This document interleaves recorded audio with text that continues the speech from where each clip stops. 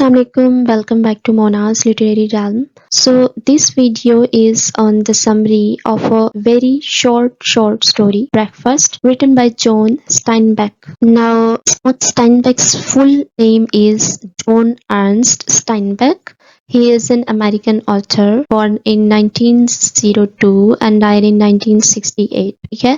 And if we talk about his achievements, then he won a Pulitzer Prize for fiction in 1940 and also got a Nobel Prize in Literature in 1962. And among his notable works include Of Mice and Men, it's a novella, اور جو باقی دو ہیں The Grapes of Wrath and East of Eden, these two are his famous novels, right? اب story ہے نا وہ ویسے بہت ہی سمپل سی ہے لیکن رائٹر کے لیے بہت خاص ہے کیونکہ اس میں جو یہ آتھر ہے شارٹ سٹوری کا، ٹھیک ہے، وہ اپنا ایک پرسنل ایکسپیرینس شیئر کرتا ہے اور وہ یہ کہتا ہے کہ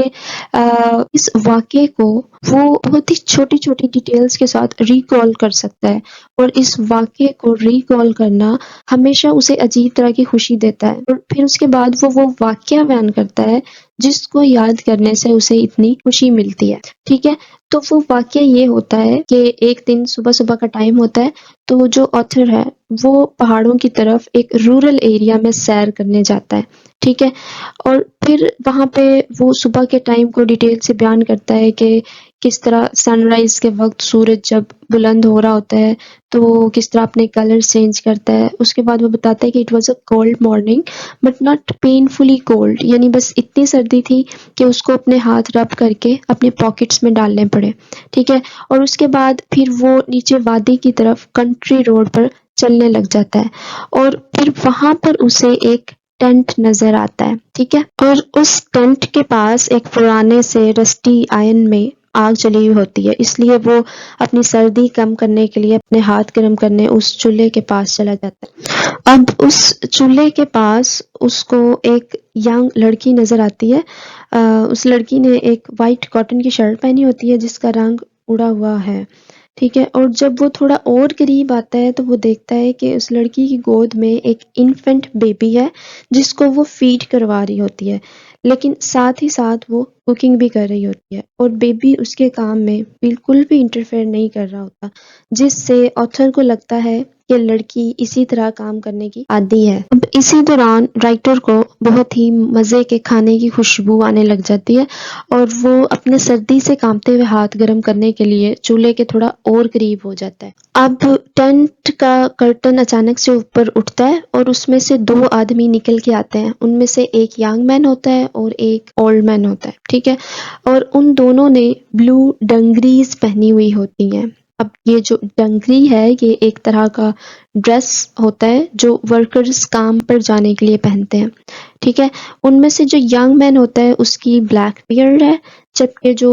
اولڈ مین ہے اس کی تھوڑی گرے کلر کی بیئرڈ ہوتی ہے اور ان کے چہروں سے پانی ٹپک رہا ہوتا ہے جب وہ نکل کے آتے ہیں، جس سے لگتا ہے کہ وہ ابھی ہاتھ منہ دھو کے آئے ہیں۔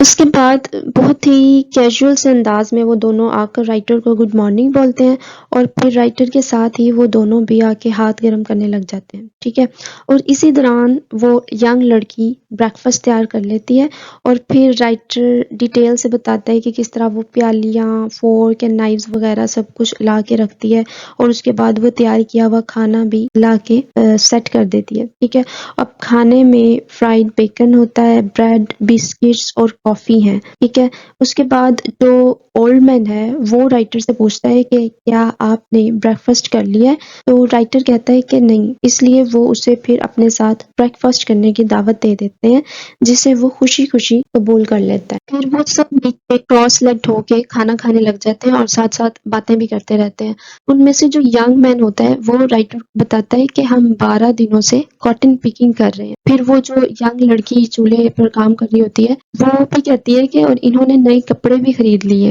ٹھیک ہے، جس پر وہ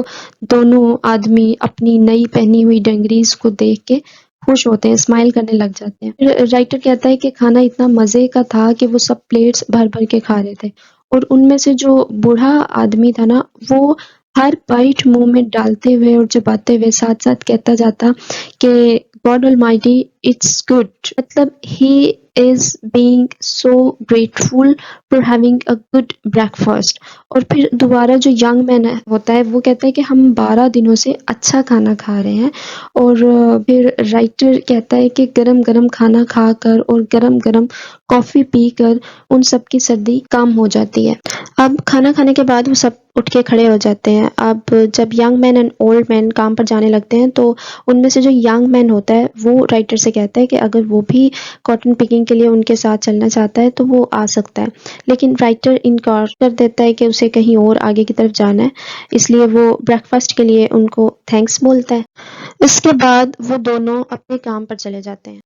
اب رائٹر بھی دوبارہ کنٹری روڈ پر واک کرنے لگ جاتا ہے. اس کے بعد وہ کہتا ہے کہ آلدو یہ واقعہ بہت ہی سمپل سا ہے، لیکن اس سارے واقعے میں جو ہیومینٹی، ہاسپٹیلٹی، کائنڈنس اور سمپلسٹی کے ایلیمنٹس ہیں جو اس نے فیل کیے، ٹھیک ہے، یہ وہ ایلیمنٹس ہیں جو اس واقعے کو بہت خوبصورت بنا دیتے ہیں اور اتنا انفرگیٹیبل بنا دیتے ہیں کہ جو رائٹر ہے وہ بہت ہی چھوٹی چھوٹی ڈیٹیلز کے ساتھ اس پورے واقعے کو ریکال کر سکتا ہے. اور یہی وہ ریزن ہے جس کی وجہ سے اسے خوشی ملتی ہے، ٹھیک ہے. اور یہیں پہ یہ سٹوری اینڈ ہو جاتی ہے. تو یہی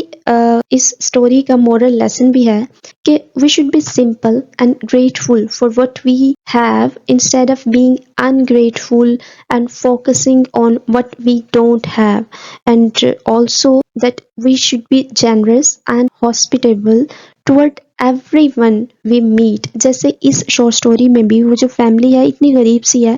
لیکن وہ اتنا جنرسلی آتھر کو بریک فاسٹ پر انوائٹ کرتے ہیں، اتنا اچھا کھانا آفر کرتے ہیں اس کو. اس کے بعد ایون کہ وہ جو کاٹن پکنگ کا کام کر رہے ہوتے ہیں وہ بھی آفر کرتے ہیں اسے، ٹھیک ہے. تو بیسیکلی اس میں یہی بیسک ہیومینٹی کے بارے میں بتایا گیا ہے، ٹھیک ہے، کائنڈنس کے بارے میں، سمپلسٹی کے بارے میں